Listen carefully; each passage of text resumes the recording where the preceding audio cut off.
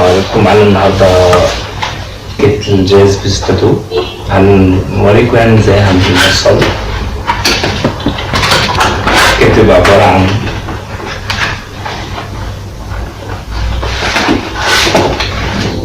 مديول باللوحة الرئيسية،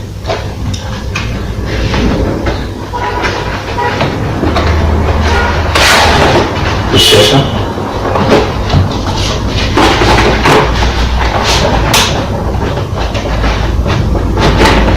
والبورصة.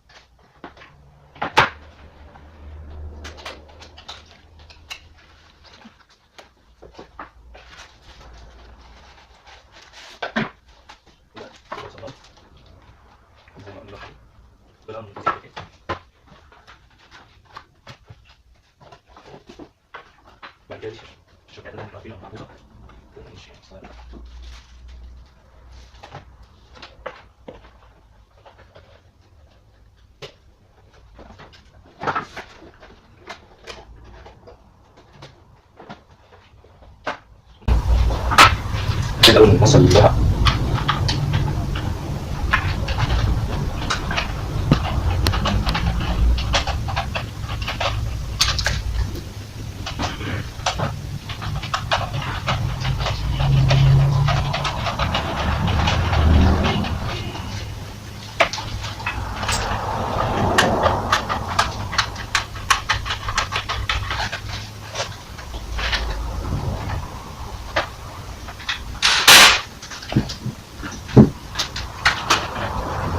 ده شكل محل الداخل، هي الكتب اللي انت هنوصل عليها.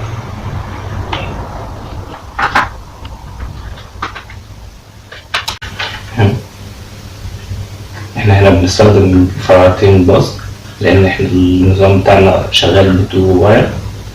احنا عندنا هنا باص بيتوصل على الكهرباء على طول.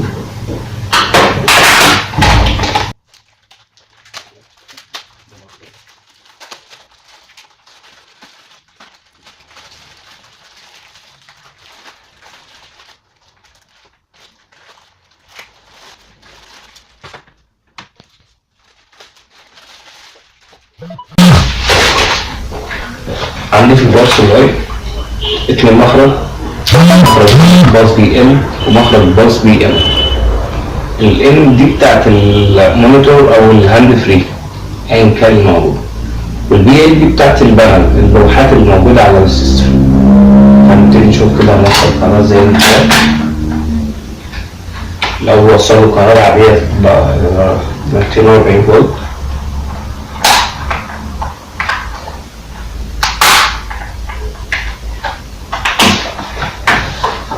كابل عادي زي بتاع الكمبيوتر.